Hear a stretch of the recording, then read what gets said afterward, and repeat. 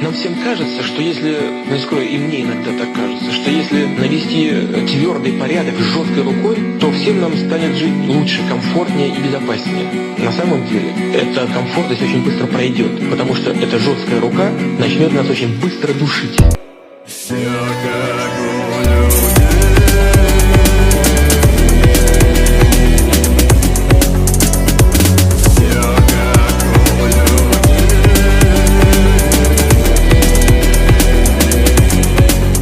Всем хай, с вами Циничный Комяк и мой видеожурнал «Уебануться».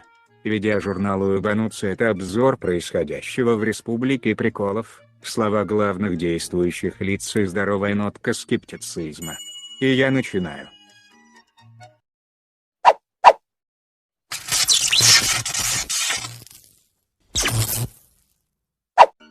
(23 и 31 января штаб Навального объявил о массовых протестах в городах России, в том числе и в Сыктывкаре с Ухтой.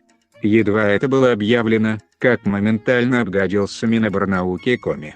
Оно даже не постирав портки выдало портянку, в которой предостерегло людей не выходить на акции протеста. Разумеется, никто, обгадившийся Миноборнауки, не послушал, и 23 января люди вышли на шествие. Без всяких проблем собрались на Театральной площади и после непродолжительного митинга двинулись на Стефановскую площадь. Полиция, хотя и кукарекала в матюгальник о запрещении, но никого не трогала до завершения акции. Только впоследствии, после того как все закончилось, были оштрафованы около 10 самых активных человек. После объявления новых акций протеста 31 января и поняв, что люди сами не остановятся, верхи Коми включили пропаганду на полную катушку. И понеслось говно по трубам.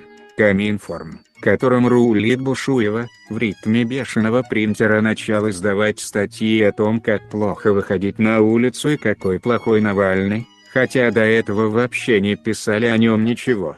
Причем, интервью зачастую брали у всяких ноунеймов из глухих деревень, где живет 3,5 бабки.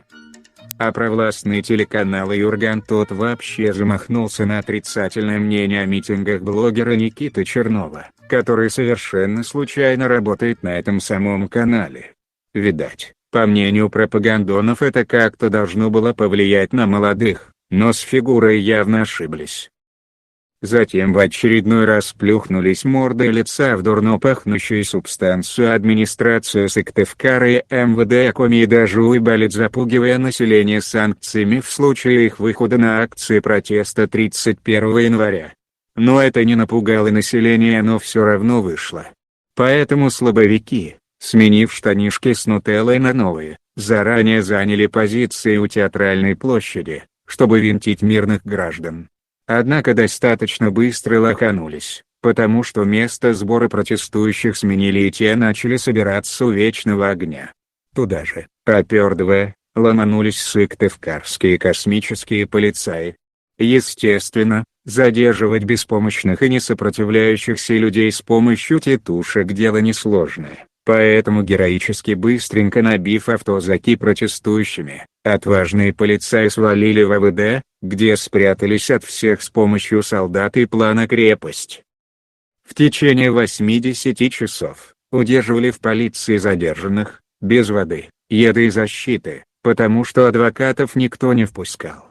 Так как только так можно конвейерно штамповать протоколы. Подведя итоги, можно отметить несколько вещей. Это мирный характер протестных мероприятий, отсутствие внятных требований протестующих, большое количество задержанных для нашего региона, применение силы к ним. В целом, можно сказать, что ничего удивительного не произошло, менты продолжают защищать своих хозяев, хотя должны были население защищать от них. В подобном окончании протестных акций я был уверен заранее, о чем написал в своем телеграм-канале. Кстати, подписывайтесь на него, ссылка есть под видео, там же и другие мои ресурсы, на них тоже можно подписаться. Это был специальный выпуск «Уебануться», будут еще. А пока до новой встречи.